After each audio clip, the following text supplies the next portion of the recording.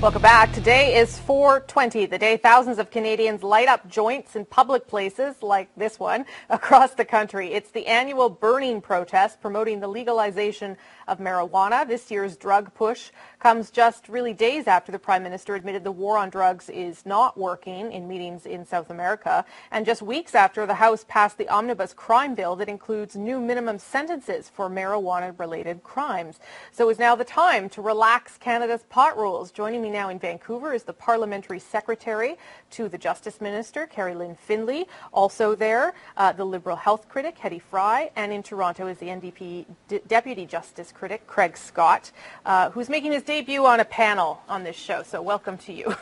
Delighted to be here, Rosemary. Okay, Carrie-Lynne Findlay, let's start with you. There were thousands of people on Parliament Hill, as is the case usually on this day, protesting for marijuana legalization. This comes, as I said, less than a week after the Prime Minister attended this this meeting with Latin American leaders, who all said the war on drugs has not worked. From your perspective, from the government's perspective, why won't the government consider legalizing this $19 billion industry? Well, firstly, I'd like to clarify the statements made in Central America. What the Prime Minister was talking about was that internationally the war on the drug cartels has not been working. There's a need for further and better strategies there. We have a new Canadian initiative for security in Central America where we've committed $25 million over the next 5 years to come together with the Americas, the other countries in the Americas, to discuss how better to deal with those very dangerous drug cartels that seem to have in many cases overtaken communities and streets in Central America and South America. So, that's what that is about. So go back to my point about pot. Should it be legalized? And why not? Well, we do not believe it should be legalized. We have a constitutional responsibility for trying to do our best for healthy families and safe communities, and we are very much still targeting the illicit drug trade, which is, as I'm sure most of the viewers know, marijuana is the currency for organized crime.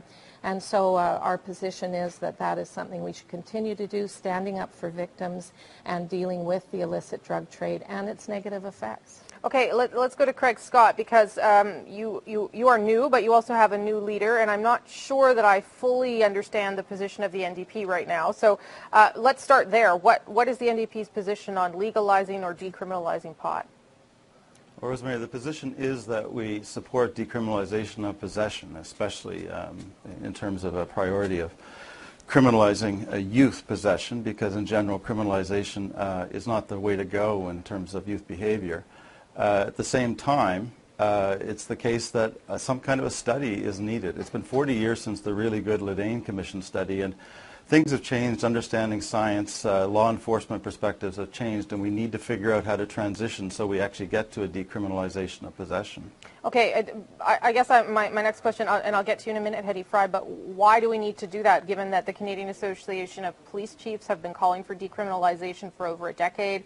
The former U.S. attorney who prosecuted renowned pot activist Mark Emery is now saying that it's time to legalize marijuana because of the way that profits gangs. What more does the NDP need to know in order to make a decision on where it should go? Well, I think the NDP is pretty clear that we want to see decriminalization. The issue is how to do it. Health issues, education issues, transitional issues, what impact this will have on the provinces if there's a decriminalization of possession. All of this has to be looked at. So it's not simply a question of yanking something out of the criminal code and saying everything's done. And I think probably even the law enforcement community and others calling for it would recognize that there needs to be something transitional. And even Bob Rae has indicated that after their convention, he said, this is a policy question I'm going to have to look at, but there's practical questions that have to be looked at. Okay, so then over to Hedy Fry to let her respond to that, because the Liberal Party did pass a resolution on legalizing marijuana at the policy convention in January. Yes, I think what we want to talk about here is the issues of health, the issues of safety. And as we know, violence has erupted in the wake of illegal marijuana, and we've seen this. Organized crime is the only one that benefits from it. And if you look at evidence, the evidence is clear. We've moved way beyond the Ledane Commission. We believe that we should decriminalize, regulate, and tax in the same way that we do cigarettes. And when you look at the health impacts, actually, cigarettes and alcohol have far greater health impacts. And those are both regulated, and they're not criminal, and they are taxed. So I think we need to move down that road. Not only that, but the evidence we're hearing from everywhere else in the world, Europe, for instance, Portugal has completely decriminalized. Many of the European Union nations have decriminalized. And what they've seen is that the use has gone down, and the criminal activity and the violence has also gone down. I mean, Portugal did this about 12 years ago and has got clear information. Australia has also looked at this. I think even Latin America is saying, you know what, all we do is to look at supporting organized crime by continuing to take the approach which we're taking. And so I think this quote-unquote war on drugs has to stop. When you look at the fact that right now, Canada spends $500 million on looking at the issue of illegal drugs, and 93% of that is on enforcement, when all of the medical evidence, all of the public health evidence, all of the public health officers are saying that you need to look at harm reduction, you need to look at decriminalization, taxation, and regulation. Okay, so let's get Carrie Lynn Finley's perspective on the issue of maybe taxation. You decriminalize and you tax something that, you know, the same way you would alcohol and cigarettes that are, you know, just, it can be just as dangerous as marijuana. Well, you've made an assumption in your question, and the assumption is about danger. And there are lots of aspects to this. This is a complex issue. We have communities that are affected by grow-ops, by criminal activity around grow-ops, around, as I said, the marijuana being used as currency in organized crime. We have health effects on the, I noticed the critic mentioned the youth. Of course, youth are dealt with under the Youth Criminal Justice Act. That's a whole separate issue there. But we have not made any changes on simple possession.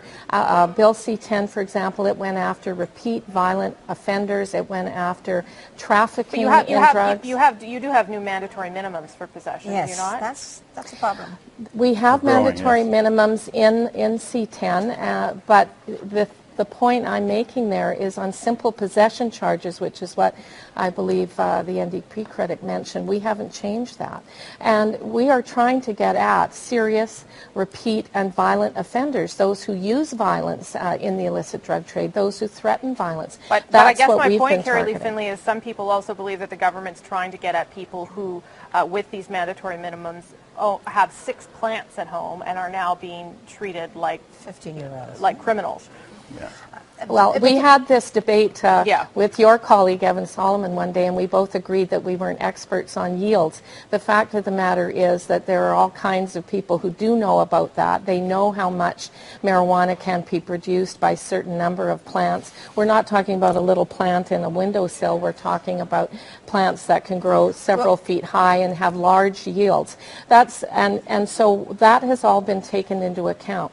And mandatory minimum penalties, we have philosophical differences with the Liberals and the NDP on that. Yeah. But we are targeting serious, repeat, and violent offenders with those measures. Okay, Hedy Fry, and then I'll let Craig Scott in. Okay. Go ahead. Rosemary, what I need to say is this. If we're going to make good public policy, it has to be based on good evidence. We have seen the evidence now in Europe over the last 12 years. We have seen that even in the place where there's the greatest violence in Latin America, they're saying this isn't working. We've seen the evidence out of the United States of America.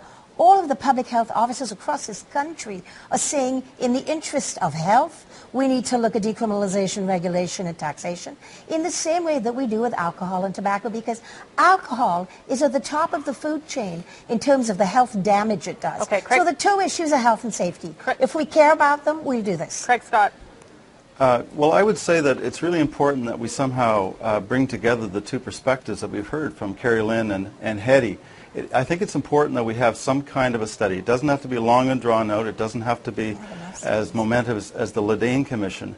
But there are parents out there, there are people out there who don't necessarily feel that Hedy's correct, that the evidence is there already. They would need to be convinced. There's nothing better than having a commission or a kind of a study that would speak to Canadians as a whole and try to create a discussion around this. At the moment, we're kind of locked into polar positions I think the NDP would very much promote that. Okay, I just want to make one last point here between the NDP and the Liberals, because it does seem that your positions have, I mean, some people would almost say that they've switched.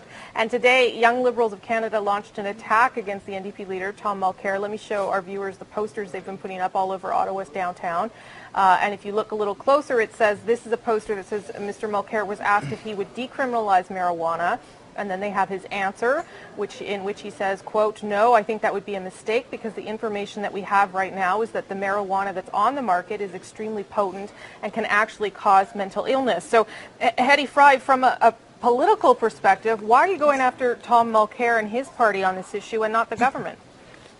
Well, the Young Liberals are going after them because of the radical change in position, as you said earlier on, from the NDP. But at the end of the day, you know, Craig said that there is no evidence.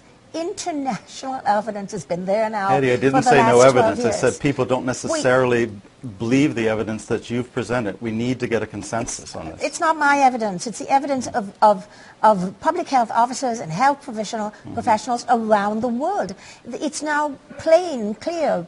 Papers have been written internationally. They've all followed rigorous peer evidence-based analysis, and they're all saying that if you want to look at what is really dangerous for people to use, alcohol and cigarettes carry far more health risks than cannabis. Okay, Chris Scott, I want to let you respond. Yeah, can I come in on the Tom Mulcair business? I think this is a little over the top. Tom